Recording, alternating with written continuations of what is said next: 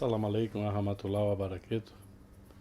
Toda glória seja para Allah subhanahu wa ta'ala, que nos criou a todos e que também fez chegar até nós, por intermédio do profeta Muhammad sallallahu alaihi wasallam, a mensagem do Islã, que veio para unificar todas as religiões, conduzindo os homens à adoração do Deus único e verdadeiro.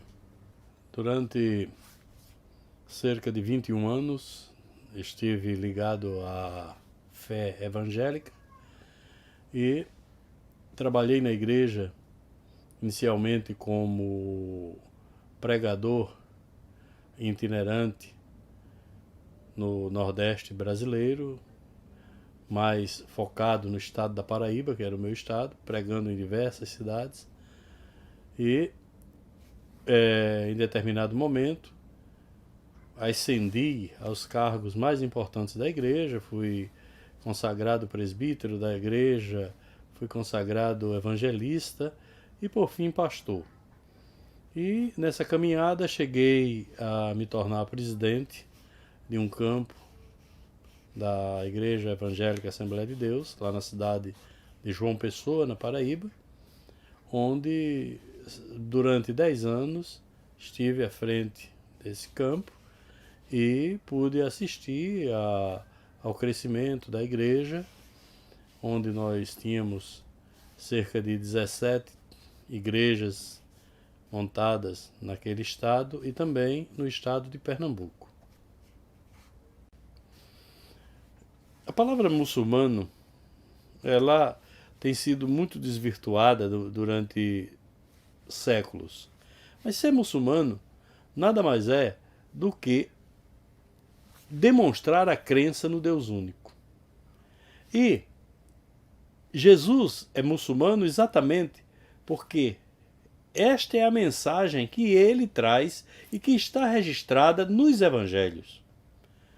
Quando perguntam para Jesus a quem deveria o povo adorar, ele disse: adore a Deus. Ele chega a afirmar que ele foi enviado por Deus para a casa perdida dos filhos de Israel.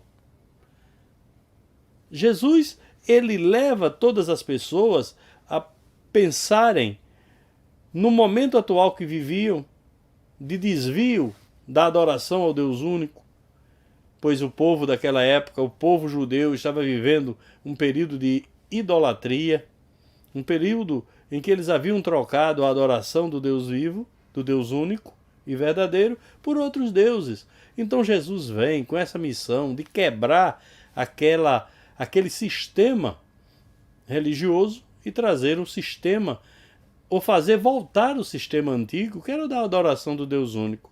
E foi rejeitado. E não foi aceito. Mas mesmo assim ele permaneceu fiel à sua mensagem. Quando perguntam para ele se ele é Deus, ele simplesmente diz: você é que está dizendo. Ele não afirmou em ponto nenhum que era Deus. Ele nunca expressou isso. Ele nunca foi buscar a glória para ele. Quando Jesus aqui estava, os evangelhos registram que em determinado momento ele chega a dizer, a afirmar que não aceita a glorificação dos homens. Os homens de hoje vivem glorificando a ele como um Deus, mas ele não aceita isso. Então Jesus, na verdade, é um profeta do Islã, um profeta muçulmano, que traz a mensagem restauradora da adoração ao Deus único. E é isso que os muçulmanos fazem, é adorar ao Deus único, o Deus que criou os céus, que criou a terra, que criou todo o universo, que tem o domínio sobre tudo e que um dia haverá de chamar toda a humanidade para ser julgada. Todos, sem exceção, passará por esse processo. Jesus é profeta do Islã, porque ele confirma e afirma a unicidade de Deus. O meu primeiro encontro com uma pessoa muçulmana deu-se exatamente com a minha filha, que reverteu-se na cidade de Auckland, em Nova Zelândia, quando estudava naquele continente, e eu me encontrei com ela exatamente aqui na cidade de Dubai, no ano de 2007, numa viagem que fiz para conhecer esta cidade, a convite do Sheikh Said Al Maktoum, a fim de que eu pudesse tirar as minhas dúvidas a respeito do islamismo e dos muçulmanos. Então, este foi o meu primeiro contato com uma pessoa muçulmana. Minha história é uma história marcada pela presença e envolvimento na vida religiosa. Desde muito jovem estive envolvido em projetos religiosos cristãos na minha cidade e no meu estado, e fui ser funcionário do Banco do Estado no meu estado, Banco do Estado da Paraíba. Em seguida passei no concurso para o Banco do Brasil, onde trabalhei durante 17 anos, e por força e contingência da necessidade do meu envolvimento maior com a igreja, eu pedi demissão do banco e me dediquei durante 15 anos da minha vida ao Evangelho, à pregação da mensagem do Evangelho. Então, a minha vida transcorreu nesse patamar. E, por fim, vim a conhecer o Islã, abandonei, por conseguinte, a fé evangélica, entreguei à igreja, e hoje me encontro ali na minha cidade, estudando, fazendo um curso de Direito, visando ao final do tempo de conclusão desse curso, tentar concursos públicos a fim de me manter a minha família. E também, durante esses 3 anos de reversão ao islamismo, Deus tem nos convocado para nos envolvermos com a sua obra ali na cidade de João Pessoa, havendo os irmãos se reunido e me constituído presidente do Centro Islâmico de João Pessoa. Ali estamos com a ajuda de Allah Subhanahu wa Ta'ala e o apoio daqueles abnegados irmãos, e também com a ajuda de alguns irmãos aqui da cidade de Dubai,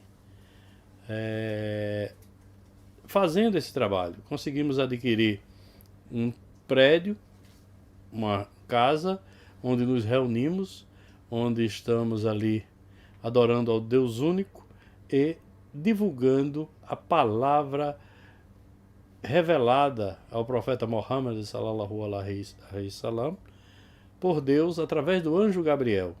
E estamos assistindo um crescimento, as pessoas estão se aproximando, estão perdendo o temor a respeito do que significa ser muçulmanos, e inshallah nós haveremos de um dia assistir um crescimento que nos dê a oportunidade de construirmos uma mesquita, a fim de que aquela obra possa se expandir e Allah seja glorificado na nossa cidade, no nosso estado da Paraíba, no Brasil. A Igreja Evangélica no Brasil, ela tem seus méritos. Ela tem realizado um trabalho de cunho evangelístico e social, na busca da recuperação das dívidas. Isso, sem nenhuma dúvida, a gente não pode negar. Claro que existem desvirtuamentos dentro das próprias organizações, pois a Igreja Evangélica ela é subdividida em diversas denominações, mas, mesmo assim, na sua grande maioria, eles têm um trabalho essencial nesta área.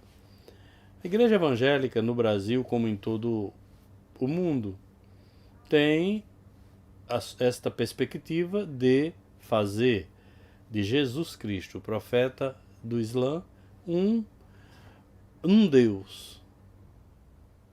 Levar as pessoas à ideia de que Jesus é Deus. E isso, no meu entender, está prejudicando as pessoas, que muitas das vezes pensam que aquela é a verdade e, infelizmente, abraçam essa fé e encaminham-se de forma desordenada para uma vida futura. Não posso dizê-las, nem tenho autoridade para condená-las, pois este é um assunto de Allah subhanahu wa ta'ala.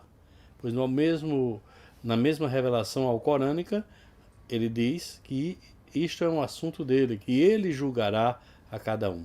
Mas eu espero que a plena revelação da verdade chegue ao conhecimento das lideranças e nós tenhamos no Brasil uma nação que adore a um Deus que é único, que não tem parceiros, que não gerou e que também nunca foi gerado.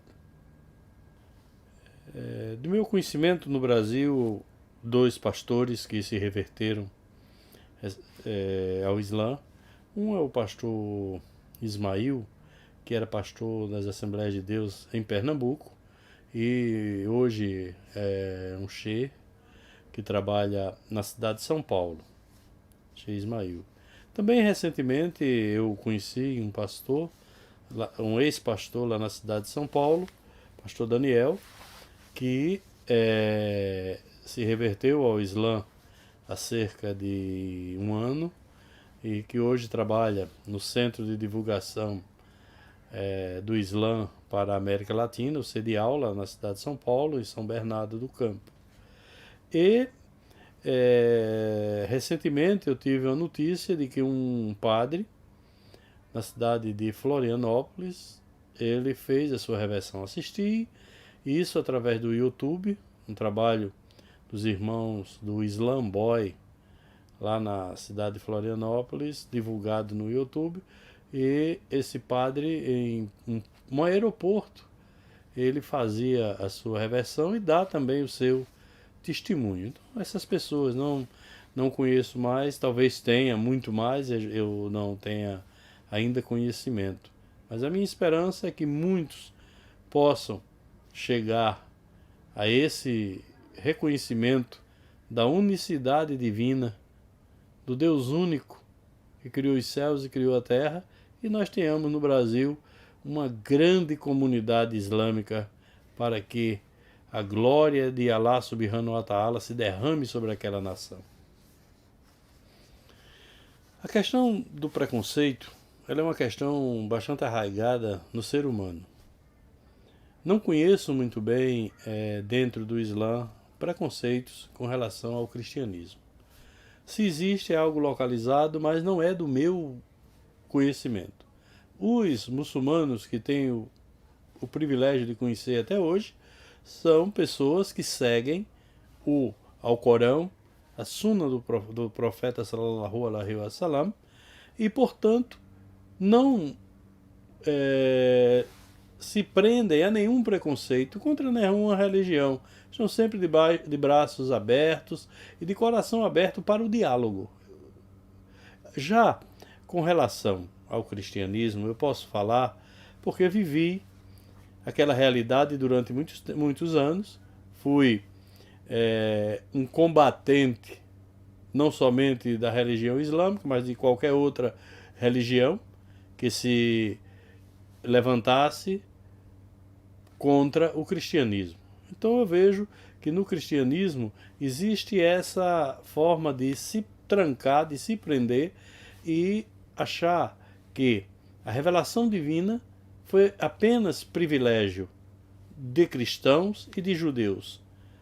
Quando o Alcorão nos fala, nos relata, que Deus, ele sempre enviou mensageiros para todas as nações. Nenhuma nação poderá afirmar diante de Allah subhanahu wa ta'ala no dia do juízo final que não teve um mensageiro, que ninguém nunca falou para eles da realidade do Deus único, da unicidade divina. Então, portanto, com relação a essa questão de preconceito, eu espero que nós tenhamos o conhecimento real dos fatos, a fim de que esse estigma seja quebrado. Por quê? Deus é Deus único, Deus é Deus dos fiéis, Deus é Deus de todos aqueles que o procuram com sinceridade e que são capazes de afirmar que Ele é o Deus único, o Deus que criou os céus, que criou a terra, o Deus que levantou todos os profetas, o Deus que trouxe a sua mensagem reveladora a partir do profeta Adão, passando por outros profetas, Abraão, Ismael, Isaque, Jacó, Salomão, Davi, Jesus e, por fim, o profeta Mohammed, o último dos profetas, vaticinado por Deus, tanto na Bíblia, como também o próprio Alcorão revela isso, de que Deus enviou o profeta Mohammed sallallahu alaihi wasallam como o selo dos profetas, com a mensagem unificadora da fé que havia se perdido pela mistura das crenças e, enfim, desvirtuando aquilo que foi ensinado desde o princípio pelo pai da fé, o profeta Abraão. Que Deus se agrade dele, que Deus o tenha. Portanto, a nossa esperança é de que todo preconceito caia por terra e venha a surgir a mensagem islâmica unificadora que fará de toda a humanidade uma humanidade crente no Deus único e verdadeiro, que é o Salvador único da humanidade. Esta é a mensagem que eu deixo com relação à questão do preconceito, pois o preconceito ele sempre é destruidor, ele não é obra de Deus para o crescimento e para a unificação. Então, se há de ambas as partes algum preconceito, que esse preconceito seja colocado de lado. Como disse, repito, não conheço preconceito do islamismo com relação ao cristianismo. O islamismo é aberto a todas as religiões, não para forçar, pois não há compulsão na religião. Ninguém é obrigado a se tornar muçulmano. Quem quer se tornar muçulmano, se torna muçulmano por livre e espontânea vontade. Não existe nenhuma força opressora e nenhuma compulsão que leve a pessoa a se tornar muçulmano. Então, minha proposta para todos é que olhem a outra religião com outros olhos, procure entender, procure estudá-la, procure compreender detalhes dela que somente o estudo traz.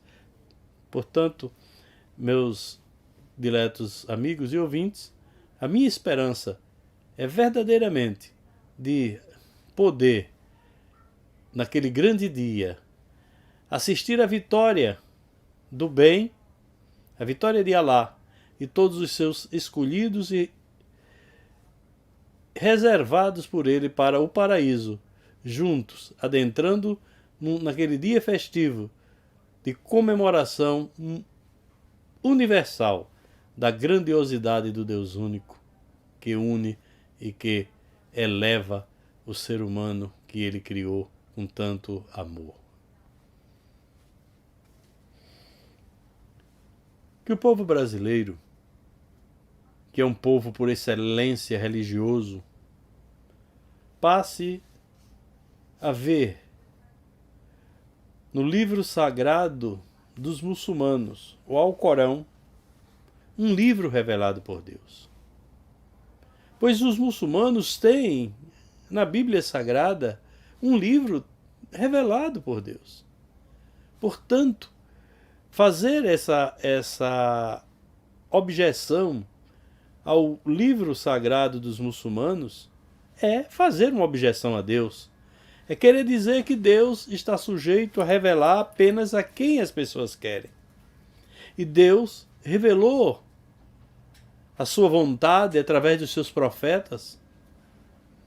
Diversos livros que foram catalogados na Bíblia Sagrada, outros os homens não catalogaram. Nós conhecemos N livros que são considerados livros não revelados, mas que na verdade a gente tem pleno conhecimento da revelação deles. Foram livros que Deus levantou profetas para falar para um povo. E, portanto, não aceitar a revelação divina do Alcorão é não aceitar a soberania de Deus. O livro, o Alcorão Sagrado, é um livro que Deus revelou para os últimos tempos. E não entendam os brasileiros um livro revelado para os árabes, mas é um livro para toda a humanidade. É um livro que serve para modificar não somente uma estrutura religiosa, pois o Alcorão traz em si ensinos de vida diária, de todos os momentos, de cada um momento da nossa vida, pois nós não vivemos somente dentro das instituições religiosas, nós trabalhamos, e o Alcorão fala de trabalho, nós nos divertimos, o Alcorão fala de diversão. O Alcorão é um livro completo, é um livro de vida, é um livro que nos ensina a como comprar, como vender, como agir em sociedade. Portanto, o Alcorão, sendo entendido pelo povo brasileiro como um livro revelado por Deus, com certeza adentrará em seus corações e mudará a estrutura nacional de fé e também em todos os âmbitos sociais. A minha palavra para os brasileiros, minha palavra para o povo da minha nação, é de que afastem todo e qualquer preconceito contra o livro dos muçulmanos, pois ele não é um livro temerário, não é um livro que pregue a destruição de ninguém.